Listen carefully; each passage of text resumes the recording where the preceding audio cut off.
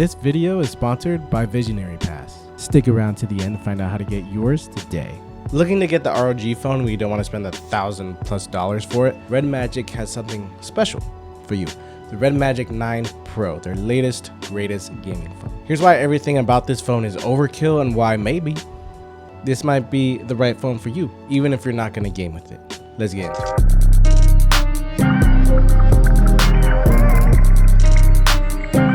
Alright, so the Redmagic 9 Pro comes in at $650, and I don't know how they packed in so much into this completely flat slab of glass and metal, but here goes. This particular one has 12 gigs of RAM, 256 gigs of storage, a Snapdragon 8 Gen 3 running Android 14, and no, there's no SD card slot. There is a headphone jack though, octa-core Adreno 750 GPU, a gigantic 6.8-inch 120Hz screen, the biggest battery I've seen in a mainstream phone, 6,500 milliamp hours, 50 megapixel main camera, 50 megapixel ultra wide, little baby 2 megapixel macro camera. Cameras can shoot up to 8K 30. The 16 megapixel selfie camera is completely hidden under the screen, unless you know where to look for it. Fully customizable shoulder trigger buttons. We have the almighty red button to switch to gaming mode. Super fast ultrasonic fingerprint sensor.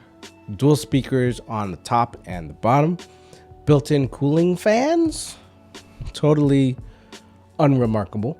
And finally, it's not a gaming phone without inspirational quotes like win more games and of course RGB. I kind of wish there was more RGB, honestly, but it's pretty dang cool. Okay, we got to talk about the design. This is one of my favorite smartphone designs, I think, of all time.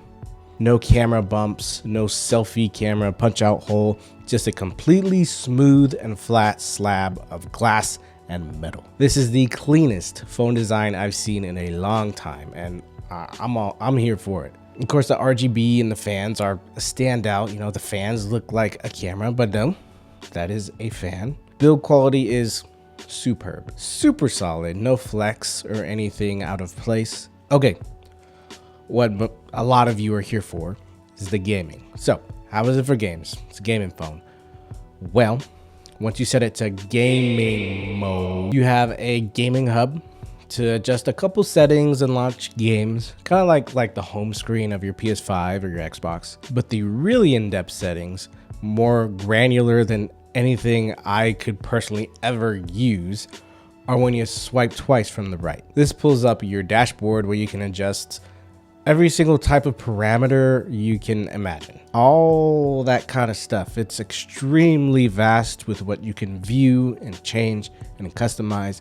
And if you're a huge gamer, this will be like a candy store for you. Now, you'll also notice I have a controller case for this, the Redmagic Shadow Blade Gamepad. Super cool gamer name. Now, this of course does not come with the phone, but it's definitely worth it as long as you have the time and patience to actually map every single button to what you want for every single game you want to play. It's not plug and play, and that's a little unfortunate for people who want to be more into gaming like me. Even the shoulder triggers on the phone itself are not plug and play. You need to map them to a button on the screen. The learning curve is definitely high, and I almost returned the phone because I just didn't have the patience to do all that. But once you get it, once you get over that hurdle, you know, it's totally worth it. Battery life is pretty astounding for everything that I'm asking this phone to do. I got 10 hours of battery life on heavy gaming, which is a lot for me, at least. Now, you don't have to put the phone in turbo mode to play games and to have them run smoothly. I actually spend most of the time with the CPU in balanced mode. I never had any issues with lag or stuttering. Not for a second did the phone ever feel like it was struggling or trying to keep up with anything I threw at it. I can have 100 apps open, playing games at max volume, at max brightness, and the phone is just like, yeah, good.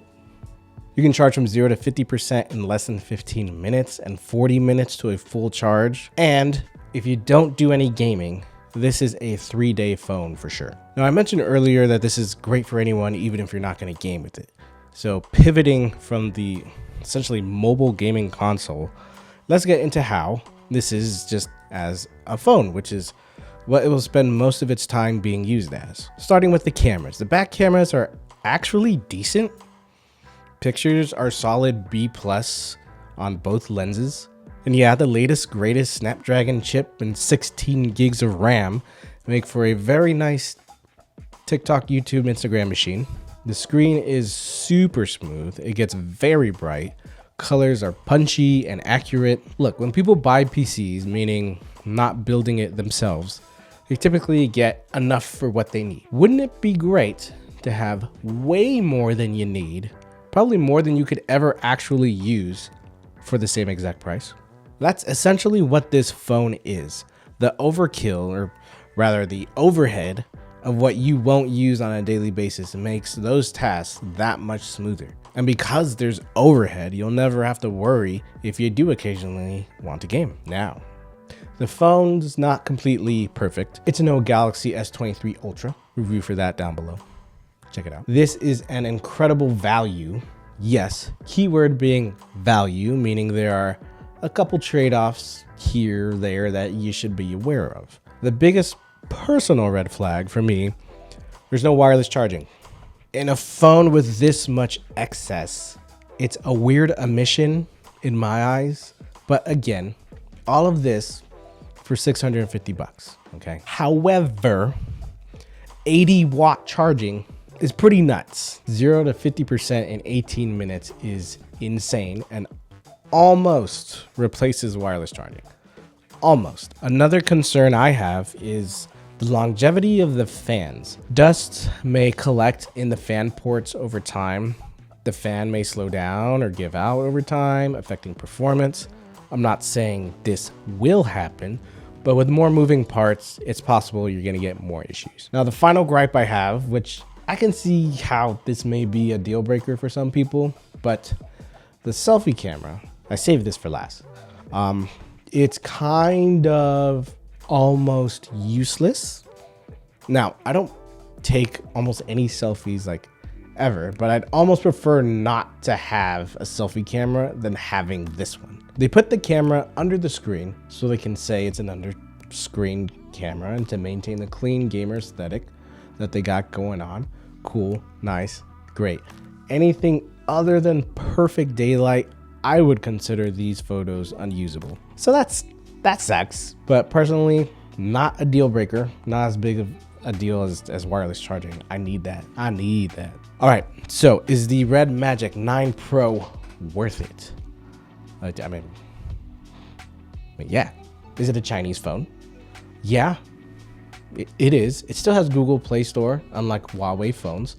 Works great on any carrier, and best battery life of any phone I've tested so far. Overkill in every way for less than $1,000, even less than 700 bucks is impressive and a breath of fresh air. With phone prices only going higher and higher, we got to make sure to support the companies who offer an actual competitive value. If this is the kind of product you want to see more of, then you got to make sure to vote with your wallets. So if you're okay with not having wireless charging and a usable selfie camera, this is one that should be near the top of your list. Highly recommend it for gamers and non-gamers alike. So that's it. Let me know what you think of the Redmagic 9 Pro. Love it, hate it, let me know in the comments. I'll see you guys in the next one. Peace. We got a package. This is the Visionary Pass. Ooh, okay. Access granted. Cool.